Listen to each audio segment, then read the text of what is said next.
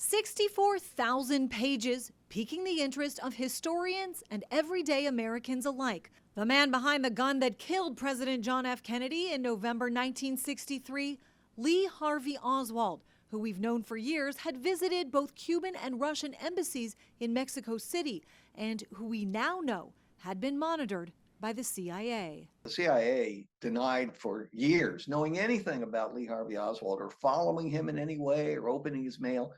Just untrue. Larry Sabato is the author of The Kennedy Half Century and says from what he's read so far, the newly released files paint a far clearer picture of tensions between President Kennedy and the CIA, which also did not share intelligence with the FBI.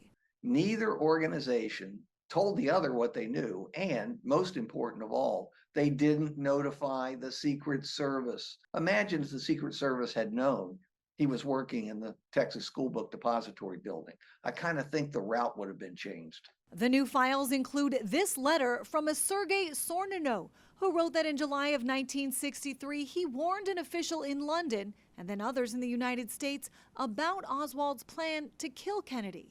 We have a tremendous amount of paper. You've got a lot of reading. I don't believe we're going to redact anything. Some redactions do remain, and it does appear many of those files were made public in a hurried manner, including some sources and methods of intelligence gathering, as well as names, though most involved have long since passed away.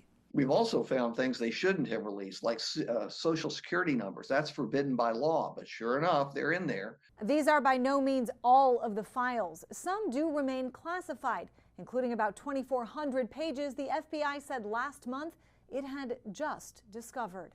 I'm Christine Frizzau reporting.